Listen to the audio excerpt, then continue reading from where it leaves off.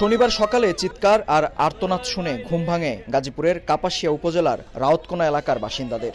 সবাই ছুটে আসেন ফোরকান মিয়ার বাড়িতে। বাড়িতে ঢুকেই হতবাক সবাই। দেখতে পান ৩ শিশুর গলাকাটা মরদেহ ঘরের মেঝেতে পাশাপাশি পড়ে আছে, আর মা শারমিন আক্তারের মরদেহ জানালার গ্রিলে হাত মুখ বাঁধা অবস্থায় ঝুলে আছে। অন্যদিকে শারমিনের ভাই রসুলের মরদেহ বিছানার উপর।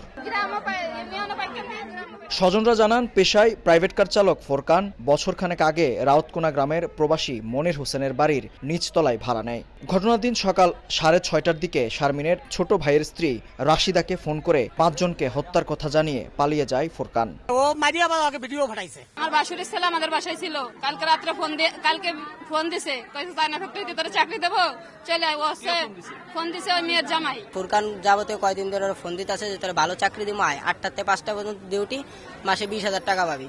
তো এই কথা বলে নিয়ে আইছে। পুলিশ জানায়, পারিবারিক কলহের জেরে ফোরকান মিয়া এমন নৃশংস ঘটনা ঘটিয়ে থাকতে পারে। ঘটনাস্থলে বেশ কিছু কাগজ পড়ে থাকতে দেখে আইন শৃঙ্খলা বাহিনী। কাগজের সূত্র ধরে পুলিশ জানতে পারে, স্ত্রীর বিরুদ্ধে থানায় এর আগে 10 লাখ টাকা আত্মসাতের অভিযোগ করেছিল অভিযুক্ত ফোরকান হোসেন। একই সঙ্গে অভিযোগপত্রে স্ত্রীর পরকীয়ার বিষয়টিও উল্লেখ করেছিল সে। হত্যাকাণ্ডের সাথে সন্দেহভাজন যিনি জড়িত, তিনি এই বাড়িরই গৃহকর্তা, তার নাম ফোরকান। আমরা সন্দেহ করতেছি কেন, সেটার যুক্তিসঙ্গত কারণ আছে। তাদের মধ্যে পারিবারিক বিভিন্ন বিষয়াদি নিয়ে কলহ হচ্ছিল, এটা আমরা প্রাথমিকভাবে জানতে পেরেছি এবং আমরা ধারণা করছি এই কলহের কারণে এই ঘটনাটি ঘটে থাকতে পারে।